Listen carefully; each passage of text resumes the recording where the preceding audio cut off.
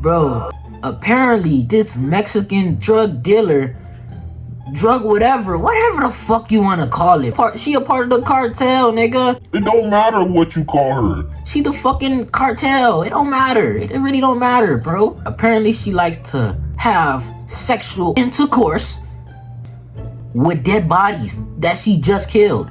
Like, man, if you don't see me on YouTube after this, y'all know what the fuck happened.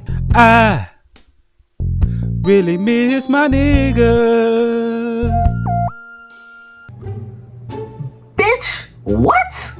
What type of freaky bullshit you on? Man, if I die, man, don't do that, man. Don't fuck me when I die, man. I don't like that shit. Do not hop on my dick and try to fuck me, man. What? Hell nah, man. My soul gonna rebuke the fuck out that shit. I ain't going for that shit. You trying to fuck my dead body? I don't know. I really don't know, bro. I'm finna get into the video because I need to see this shit. What do you mean by that? I did not mean I need to see her fucking dead body, nigga. Please. Fuck this shit, man. No, bro. I'm not saying nothing else, bro. I'm not saying nothing else. Philia is a term that is described as indulging in carnal pleasures with a corpse. And what if you found out that there's a philiac roaming around the streets of Mexico just for this purpose? Such is the story of 28-year-old Juana, or she bad though, meaning the little one. In the past few years, the Mexican cartel. She not bad, but she definitely my type though. Like, I don't know how to explain it. Cartels have claimed more than 150,000 lives through their blatant killings and rivalries. In Latin America, the number of 150,000 increased dramatically over the last 25 years. This number has almost doubled from less than 40,000 women in the early 2000s to over 74,000 women prisoners in the region in 2011. Although women are still a minority in prisons, making up only about 6% of Latin America's incarcerated population, the number of women behind bars is growing disproportionately compared to men. And thanks to these cartels, most of these women are in prison for narcotic offenses. Apart from selling substances and arms, these cartels also hire sicarios or hitmen. But in the past few years, these cartels have started hiring female assassins known as sicarias. They are also thirsty and fame-hungry.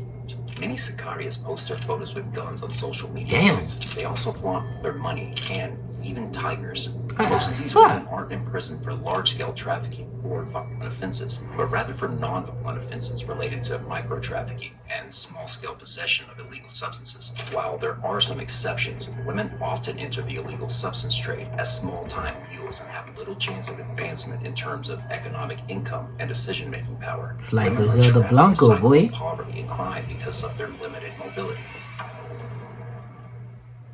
Well, such is the story of Juana, or La Peque. Juana was born in Jalisco, Mexico. At a very young age, she was romantically involved with a guy more than 20 years her age. At the age of 15, Juana had a child, and the child's father left her. Juana had no money and couldn't feed her child, so she took to street work.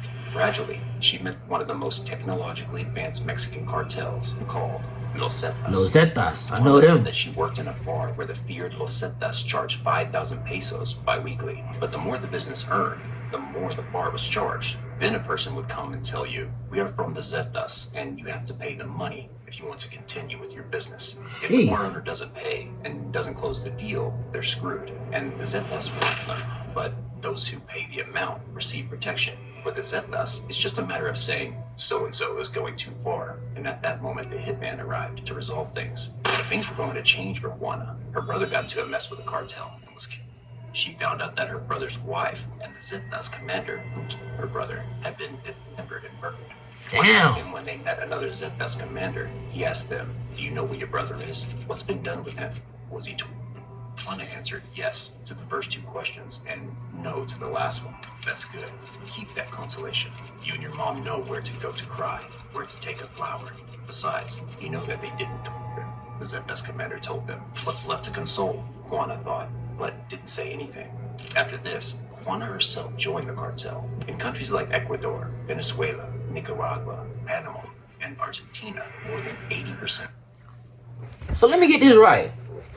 She just joined the cartel that brutally fucking murder her brother. Whoa, whoa, whoa, whoa, whoa, whoa, whoa, whoa. That's not normal, bro. Or did I just miss that, bro? I'm not sure, bro. I'm not sure. Women in prison are in prison for narcotic offenses. In other Latin American countries, the population for women in prison for these offenses is between 30 and 60% of the total female prison population. And young Juana chose this as her career path. Juana found a way to make money with them. She was incorporated into the cartel at a young age. At first, Juana had small responsibilities. Juana was now officially involved with the Los Zetas cartel and was given the title of Halconeo. As an Halconeo, she was supposed to keep an eye on the rival gangs and police so that other members of Zetas don't get caught. Look out, Even man. that was tough terrain for Juana to walk upon. Juana said that if she did not do her job well, she would be chained and fed only one taco a day. Such was the What the control fuck? and terror that the Zetas operated on. Only one taco a day is crazy. But as time passed by, Juana started getting bigger responsibilities. She was still a teenager when she saw a Zeta cartel member smash a person's head with a mace. And this terrified Juana, but she slowly became desensitized to gore. Juana was then honored with a nickname. She was now called La Peque, or the Little One. It might be because of her stature or age. After being around the most violent murder daily, her desensitization turned into something worse. She started getting attracted to global violence. Juana was now a respected member of the Zetas cartel and was promoted to Sicaria. Nah, The bro. story doesn't end there. In a recent blog that Juana wrote from inside the jail, she gave pretty graphic and gruesome details about her story as a Sicaria. She said that the sight of blood was magnetic to her. After she would kill her victim, she would cut their head off and drench herself in them. She would also drink their liquids while it was warm, but not. Gang, I said she looked like my type in the beginning of the video. Fuck no, fuck no, fuck no, fuck no, fuck no. This bitch is not my type, man. Glad she in jail, bro. Get her out of here, bro. This some weird shit. What the fuck? Why are you doing all this shit? What excites you about dead bodies? Like, what the fuck? Just the smell of blood, that shit stank, bro. The smell of blood smell like shit, bro. It smell like just iron and bullshit. What the fuck you drinking this shit for? What the fuck is wrong with you? And I know this ain't no Mexican thing where they just drink blood. Hell no. This a weird ass devil worshipping ass shit. Weird ass. Weird as fuck. What the fuck is this? Not just this. Some Zetas cartel members also said that Peque was fond of pleasuring herself with the carcass of the victim after she had killed them. She would use their head and other body parts to have intimate relations with the deceased victim. But Juana is not frightening at all. A lot of these sicarias and cartel mules often post their photographs on social media. In one photo, Juana looks like a model for a gun company. She has beautiful red hair, a charming body, and an innocent smile. The only dangerous thing about this photograph is that Juana is holding a machine gun in her hand. Apart from the gun, everything about Juana looks normal. From some of these photos, we can see she wants to be seen as a threat. After all, Juana confessed to killing 5 men, drinking their warm liquids, and deriving intimate pleasures from their carcasses. In 2016, she was caught after killing 5 men and sentenced to prison in California. In her blog, she gave grotesque and emotional details of her life. Ever since I was a little girl, I was a rebel, and then became a substance addict and an alcoholic.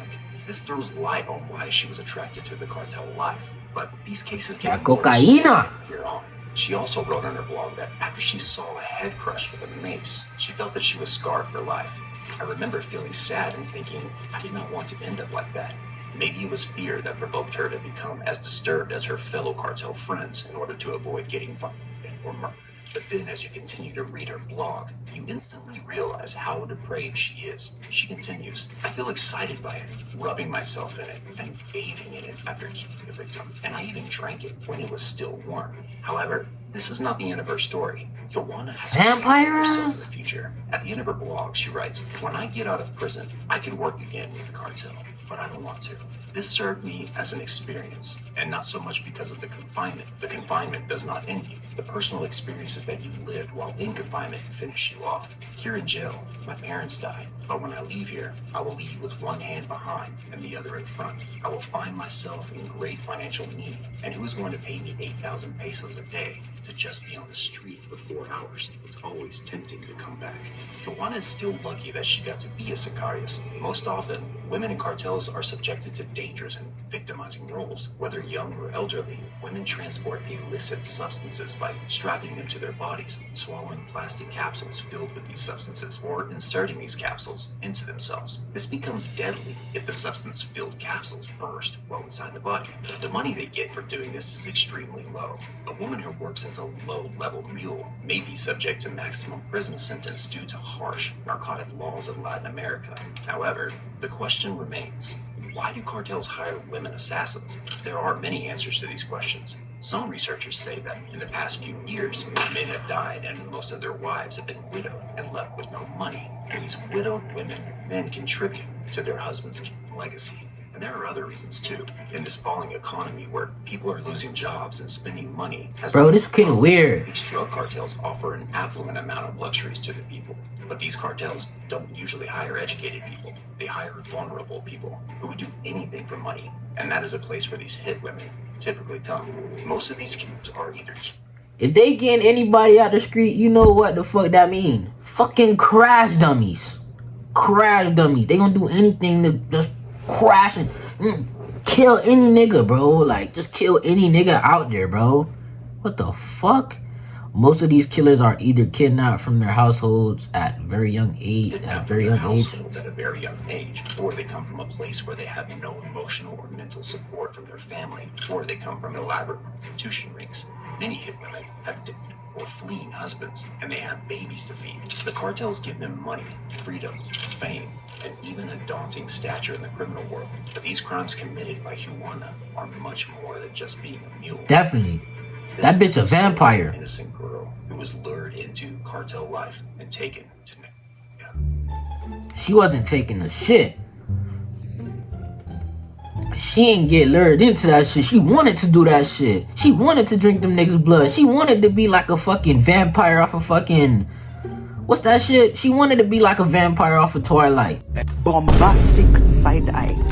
Criminal offensive side eye. This bitch is weird. Hell nah. Like I said in the beginning of the video, bro, if y'all don't see me post no more on YouTube, y'all know what the fuck happened. I really miss my nigga. Y'all know what the fuck my body done went through. I'm getting fucked while I'm dead, like. She probably cut off my head and making me eat her pussy, bro. Yeah, he's nuts. Some weird shit, gang. No bullshit.